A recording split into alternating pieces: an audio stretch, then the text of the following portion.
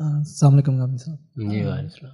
غام صاحب، قرآن کی جب ہم ٹرانسلیشن پڑھ رہے ہوتے ہیں تو کبھی کبھی ایک دم رک کے اندازہ ہوتا ہے کہ کئی چیز بہت بار رپیٹ ہو رہی ہے اور بہت زیادہ بار رپیٹ ہو رہی ہے، تو تھوڑا سا ویسے ہی ذہن میں خیال آتا ہے کہ بار بار بار بار ایک ہی چیز کو کیوں اتنی بار کہا جا رہا ہے. اور ایک اور کوشچن کہ نماز کو بھی کرتے کرتے ایک وقت آتا ہے ایسے لگتا ہے کہ بس ایک عادت ہے جو کہ آپ کر رہے ہیں، معنی خیز چیز نہیں نظر آتی، مطلب اس کے اندر کیسے اس کو بہتر کیا جا سکتا ہے؟ دیکھیے، قرآن مجید کا جو عام مطالعہ ہے اس کا اصول یہ نہیں ہے کہ آپ ایک طرف سے شروع ہو جاتے ہیں اور روزانہ پڑھتے ہیں.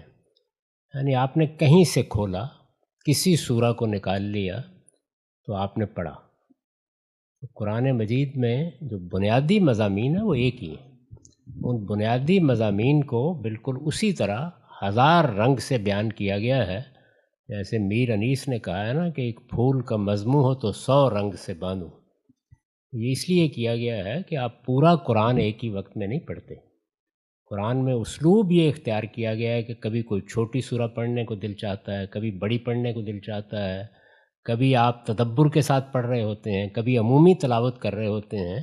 تو اس طرح کی کتاب میں مضامین کو اسی طرح ہونا چاہیے. ورنہ تو آپ نے اگر ایک جگہ توحید پہ خطبہ پڑھ لیا تو ہو سکتا ہے کہ پھر 15 سال کے بعد آخرت والا پڑھیں. تو اس میں بنیادی مضامین بہت خوبصورتی کے ساتھ آتے ہیں. وہ اتنا خوبصورت آہنگ ہے جو ترجمے میں منتقل نہیں ہو سکتا. تو ایسے ہی معاملہ اعلیٰ ادب کا ہے. یعنی میں بتا سکتا ہوں آپ کو کہ پوری مثنوی میں کیا مضامین ہیں، 3 یا 4. میں بتا سکتا ہوں کہ علامہ اقبال کے مضامین کیا ہیں، 3 یا 4. انہیں کو بار بار بیان کیا جاتا ہے، لیکن نئے نئے انداز میں بیان کیا جاتا ہے. تو قرآن بھی ایک ادب پارہ ہے.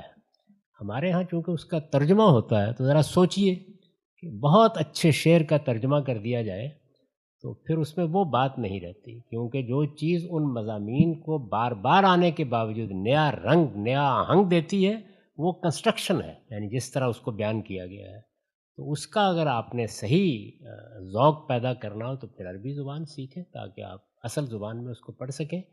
ترجمے میں یہ چیز ضرور پیدا ہو جاتی ہے. اچھے ترجمے بھی ہمارے ہاں ذرا کم ہوئے ہیں.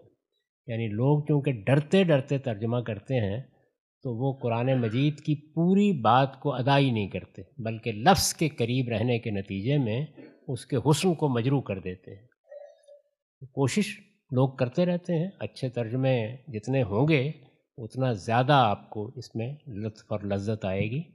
تاہم اصل چیز وہی ہے کہ آپ کسی ادب پارے کو اگر پڑھنا چاہتے ہیں تو پھر اس کی اصل زبان ہی میں آپ اس کو پڑھتے ہیں.